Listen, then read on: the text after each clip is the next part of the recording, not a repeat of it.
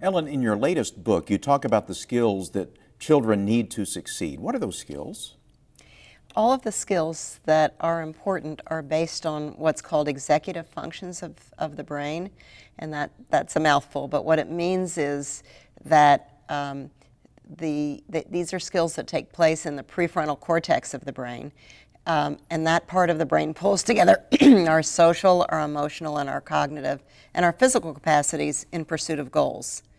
And if you think about why these skills are important, it's because people who have goals and can stick to goals and follow through on goals are the people who are most likely to thrive now and in the future. So these aren't just future skills, these are skills for now.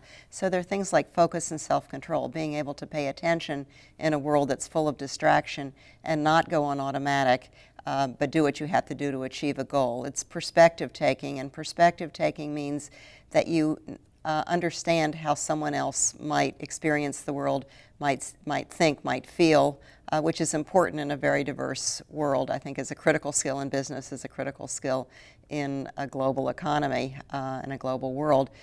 Communicating, which is what you do, but not just literacy, which is what it often gets misread as. It is the ability to understand what you want to say and how what you say will be heard.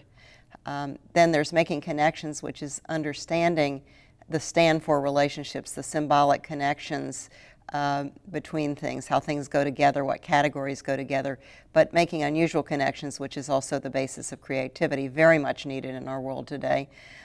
Critical thinking, you and I talked about this before we went on air, but in a world that is so awash with information, how do you know what's valid and what's real? And that's important because we're making everyday decisions on what to think, what to believe, what to do, based on our ability to think critically.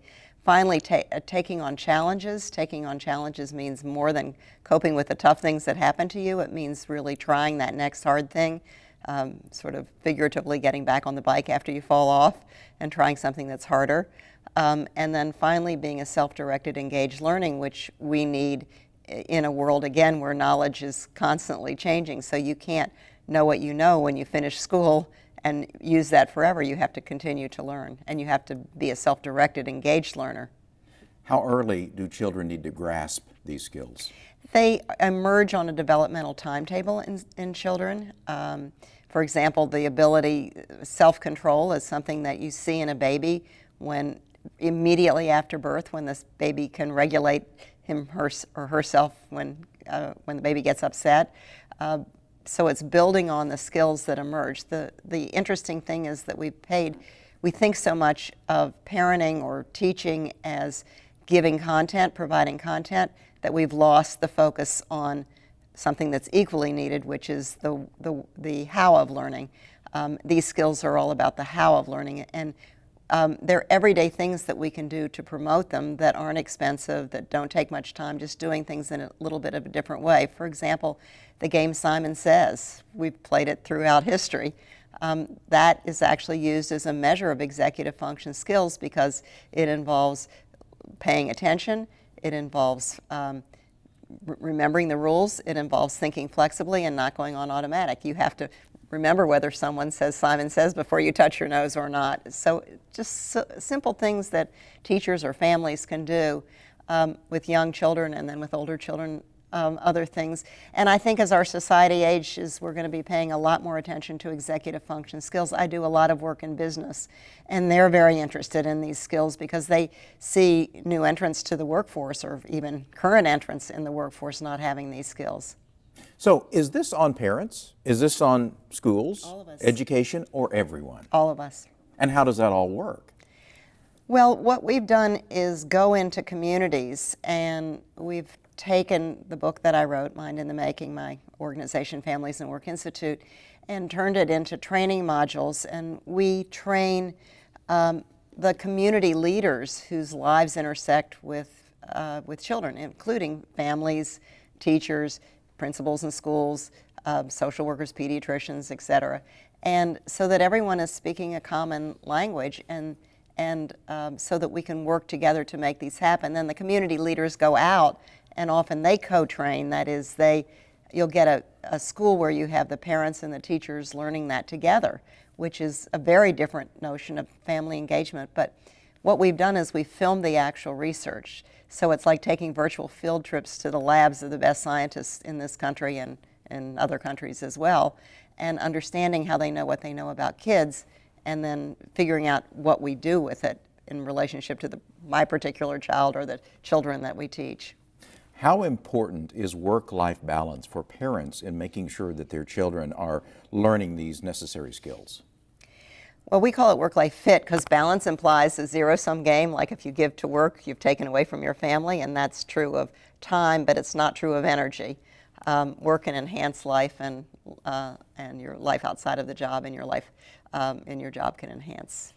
Anyway, I've got it mixed up, but there's a back and forth relationship.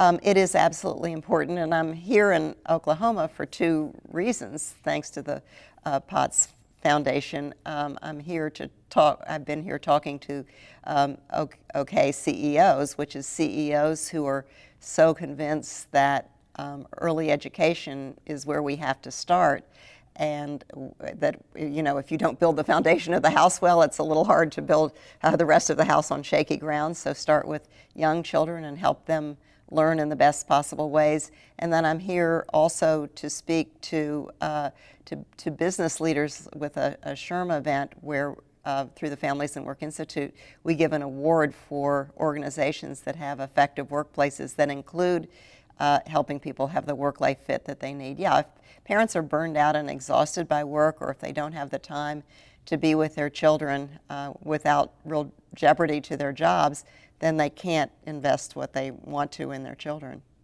Oklahoma has been a leader in early childhood for many years. It has. But we see that although students get off to a good start as children, as they get older, they start to fall off the grid. They fall behind. They're not progressing as you would expect based on their early training. What do you do about that? Well, I think that we've thought of early childhood like a vaccination, like if you get this vaccination, you're protected for life, and it's the foundation, but you have to build the rest of the house. And so that's one of the reasons that with Mind in the Making, what we're doing is we're bringing together principals in the elementary schools as well as the early childhood people, as well as the family, friend, and neighbor care, the formal, the informal systems, and having all of the people whose work and whose lives intersect with our children do this together. I think we can't stop. I mean, we can't assume that if kids have a good early beginning and then the rest of their education is not very good, that it's going to be effective. We really have to look at this as in a life cycle sort of a way. And that's why I think as our society ages, we're going to be paying more attention to executive functions to keep us all mentally, physically, emotionally healthy, as we age. Ellen Galinsky, thank you for joining us. My pleasure.